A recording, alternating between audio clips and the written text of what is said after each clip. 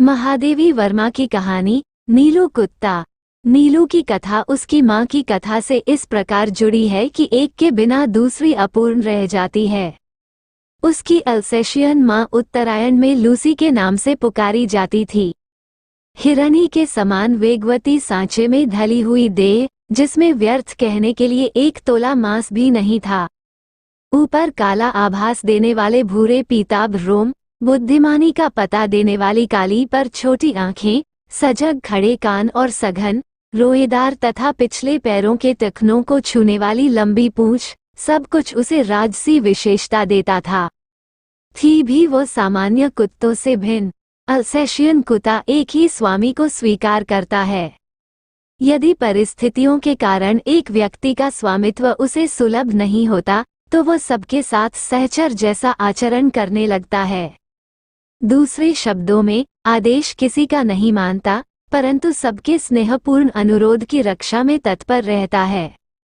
Lucy की स्थिति भी स्वच्छंद सहचरी के समान हो गई थी। उत्तरायण में जो पगडंडी 2 पहाड़ियों के बीच से मोटर मार्ग तक जाती थी, उसके अंत में मोटर स्टॉप पर एक ही दुकान थी, जिसमें आवश्यक खाद्य सामग्री प्राप्त हो सकती थी। शीतकाल में ये 2 पर्वतीय भित्तियों का अंतराल बर्फ से भर जाता था और उससे पगडंडी के अस्तित्व का चिन्ह भी शेष नहीं रहता था। तब दुकान तक पहुंचने में असमर्थ उत्तरायण के निवासी लूसी के गले में रुपये और सामग्री की सूची के साथ एक बड़ा अंगोछा या चादर बांधकर उससे सामान लाने का अनुरोध करते थे। वंश परंपरा से बर्फ में मार्ग बना लेने की सहज चेतना के कारण वह सारे व्यवधान पार कर दुकान तक पहुंच जाती। दुकानदार उसके गले से कपड़ा खोलकर रुपया, सूची आदि लेने के उपरांत सामान की गठरी उसके गले या पीठ से बांध देता और लूसी सारे बोझ के साथ बर्फीला मार्ग पार करती हुई सकुशल लौट आती। किसी दिन उसे कई बार आना जाना पड़ता था। कभी चीनी मंगवाई और चाय रह गई, कभी आटा याद रहा और आलू भूल गए, पर लूसी को मंगवाने वालों के भूलकड़पन से कोई शिकायत कभी नहीं रही।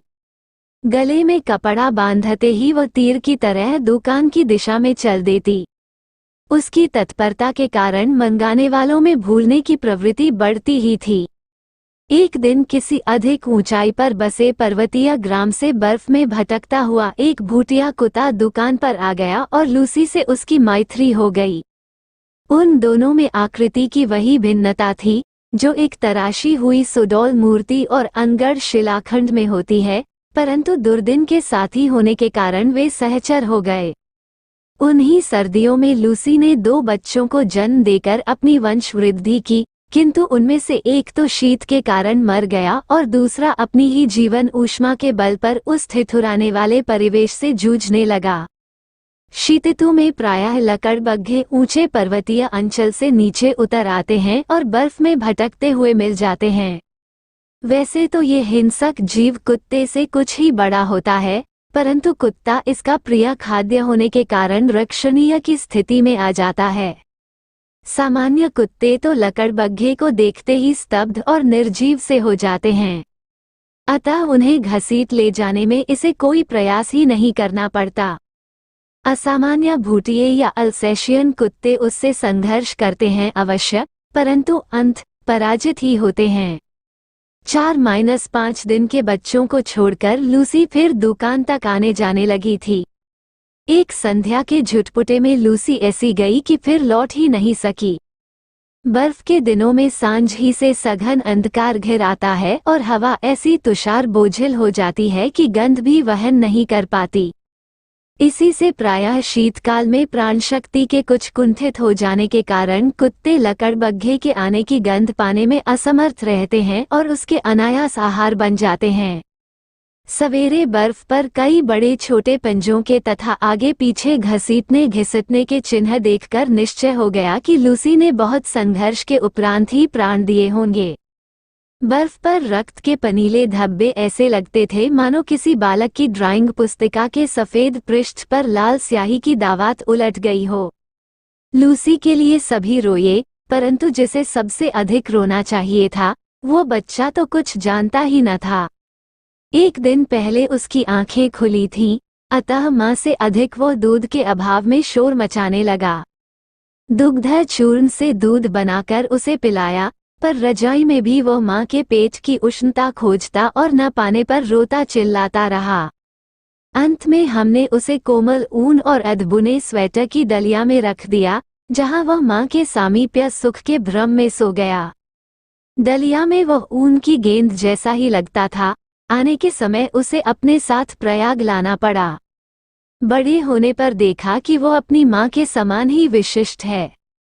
भूटिये बाप और अल्सेशियन माँ के रूप रंग ने उसे जो वर्णसंकरता दी थी, उसके कारण न वो अल्सेशियन था न भूटिया। रोमों के भूरे, पीले और काले रंगों के सम्मिश्रण से जो रंग बना था, वो एक विशेष प्रकार का धूप छाई हो गया था। धूप पड़ने पर एक की झलक मिलती थी, छाह में दूसरे की और दिन के उजाले में तीसरे की। कानों की चौड़ाई और नुकीलेपन में भी कुछ नवीनता थी। सिर ऊपर की और अन्य कुत्तों के सिर से बड़ा और चौड़ा था और नीचे लंबोतरा पर सुडौल। पूंछ अल्सेशियन कुत्तों की पूंछ के समान सघन रोमों से युक्त, पर ऊपर की ओर मुड़ी कुंडलीदार थी। पैर अल्सेशियन कुत्ते के पैरों के समान लंबे, पर पंजे भूटिये के समान मजबूत, चौड़े और मुड़े हुए नाखूनों से युक्त थे। शरीर के ऊपर का भाग चौड़ा, पर नीचे का पतले पेट के कारण हल्का और तीव्र गति का सहायक था। आंखें न काली थी, न भूरी और न कंजी। उन गोल और काली कोर वाली आंखों का रंग शहद के रंग के समान था, जो धूप में तरल सुनहरा हो जाता था और छाया में जमे हुए मधु सा पारदर्शी लगता था। आकृति की विशेषता के साथ उसके बल और स्वभाव में भी विशेषता थी। ऊंची दीवार को भी वो एक छलांग में पार कर लेता था। नीलू का स्वर इतना भारी, मंद और गूंजने वाला था कि रात्रि में उसका एक बार भौंकना भी वातावरण की स्तब्धता को कंपित कर देता था। अन्य कुत्तों के समान खाने के लिए लालायित रहना, प्रसन्नता व्यक्त करने के लिए पूंछ हिलाना, कृतज्ञता प्रकट करने के लिए चाटना, याचक के दीन भाव से स्वामी के पीछे पीछे घूमना, अकारण भौंकना, काटना आदि प्रकृतिदत्त स्वान गुणों का उसमें सर्वथा अभाव था। मैंने अनेक कुत्ते देखे और पाले हैं, किंतु कुत्ते के दैन्य से रहित और उसके लिए अलभ या दर्प से युक्त मैंने केवल नीलू को ही देखा है। उसके प्रिय से प्रिय खाद्य को भी यदि अवज्ञा के साथ फेंक कर दिया जाता, तो वह उसकी ओर देखता भी नहीं। खाना तो दूर की बात है, यदि उसे किसी बात पर झिड़क दिया जाता तो बिना बहुत मनाए वो मेरे सामने ही न आता। विगत 12 वर्षों से उसका बैठने का स्थान मेरे घर का बाहरी बरामदा ही रहा, जिसकी ऊपरी सीढ़ी पर पोर्टिको के सामने बैठकर वो प्रत्येक आने जाने वाले का निरीक्षण करता रहता। मुझसे मिलने वालों में वो प्रायः सबको पहचानता था। किसी विशेष परिचित को आया देखकर वो सदर्प धीरे धीरे भीतर आकर मेरे कमरे के दरवाजे पर खड़ा हो जाता। उसका इस प्रकार आना ही मेरे लिए किसी मित्र की उपस्थिति की सूचना थी। मुझसे आ रही हूँ सुनने के उपरांत वह पुनः बाहर अपने निश्चित स्थान पर जा बैठता।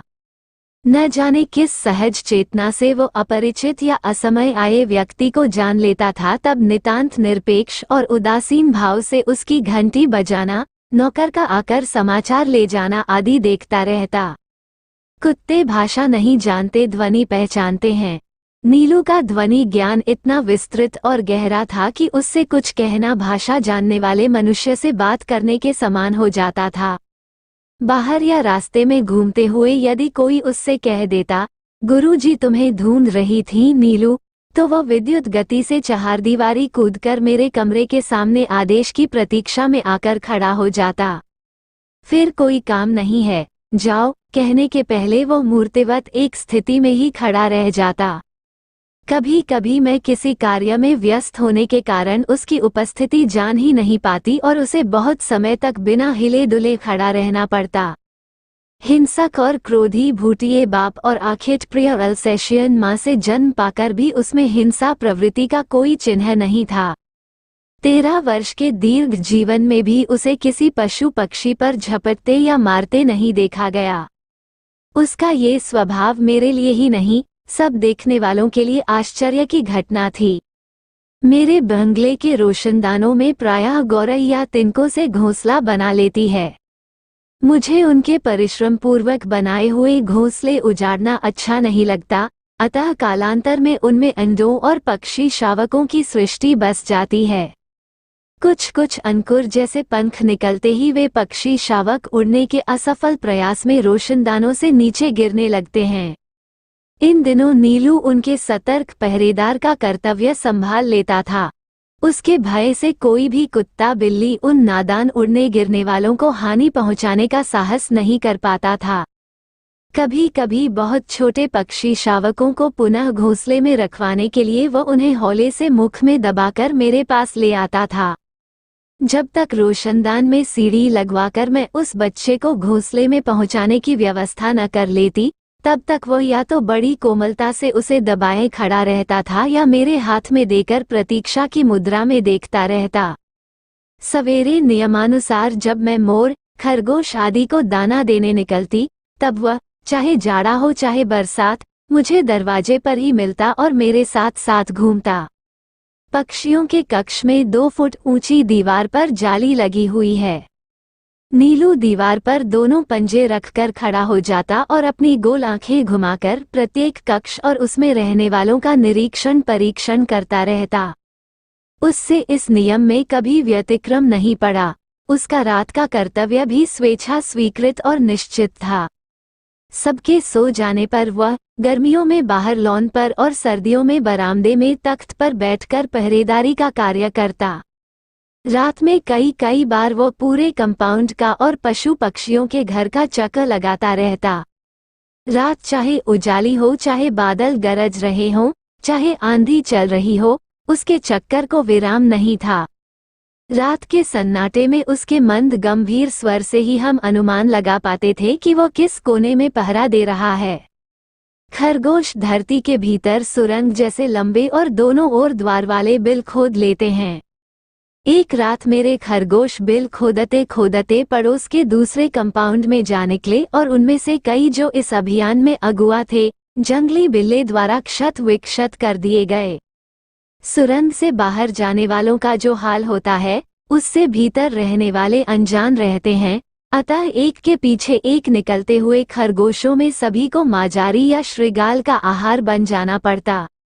किंतु उनके सौभाग्य से पहरे के नित्यक्रम में घूमते हुए नीलू ने संभवतः पत्तियों की सरसराहट से सजग होकर चहारदीवारी के पार देखा होगा और शीत की कोहराछन रात की मलिन चांदनी में भी उसने खरगोशों के संकट को पहचान लिया होगा। उसके कूदकर दूसरी ओर पहुंचते ही बिल्ला तो भाग गया, परंतु खरगोशों को बाहर निकलने से रोकने के लिए वह रात भर ओस से भीगता हुआ सुरंग के द्वार पर खड़ा रहा। ये परोपकार नीलू के लिए बहुत महंगा पड़ा, क्योंकि उसे सर्दी लगने से न्यूमोनिया हो गया और कई दिनों तक इंजेक्शन, दवा आदि का कष्ट झेलना पड़ा। वैसे वो शांत भाव से कड़वी दवा भी पी लेता था और सुई भी लगवा लेता था। एक बार जब मोटर दुर्घटना में आहत हो मुझे मार्ग से ही अस्पताल जाना पड़ा, तब संध्या तक मेरी प्रतीक्षा करके और कपड़े, चादर, कंबल आदि सामान अस्पताल में ले जाने वालों की हड़बड़ी देखकर उसकी सहज चेतना ने किसी अनिष्ट का आभास पा लिया। जो भी उस संध्या को मेरे बंगले पर पहुंचा, वह नीलू की विषादमयी निश्चेष्ट मुद्रा देखकर विस्मित हुए बिना नहीं रहा। जब 3 दिन तक उसने न कुछ खाया न पिया, तब डॉक्टर से अनुमति लेकर उसे अस्पताल लाया गया। पत्तियों के घटाटोप में मुझे अच्छी तरह देखने के लिए वह पलंग के चारों ओर घूमने लगा और फिर आश्वस्त होकर प्रेरी की चिरपरिचित मुद्रा में मेरे पलंग के नीचे जा बैठा। 2 घंटे बाद बहुत समझाने पुचकारने के उपरांत ही उसे घर पहुंचाया जा सका। तब से हर दूसरे दिन अस्पताल न ले जाने पर वो अनशन आरंभ कर देता। इस प्रकार अस्पताल में भी वो नियमित रूप से मिलने आने वालों में गिना जाने लगा और डॉक्टर, नर्सें सब उससे परिचित हो गए। नीलू को 14 वर्ष का जीवन मिला था और जन्म से मृत्यु के क्षण तक वह मेरे पास ही रहा, अतः उससे संबद्ध घटनाओं और संस्मरणों की संख्या बहुत अधिक है। कुत्तों में वह केवल कजली के सामीप्य से ही प्रसन्न रहता था, परंतु कजली और बादल एक क्षण के लिए भी एक दूसरे से अलग नहीं रह सकते थे। परिणामतः नीलू बेचारा एकाकी ही रहा। जीवन के समान उसकी मृत्यु भी दैन्य से रहित थी। कुत्ते की मौत मरना कहावत है, परंतु यदि नीलू के समान शांत निर्लिप्त भाव से कोई मृत्यु का सामना कर सके तो ऐसी मृत्यु मनुष्य को भी काम्य होगी। मेरे पास अनेक जीव जंतु हैं, परंतु जिसके बुरा मान जाने की मुझे चिंता हो, ऐसा अब कोई नहीं है।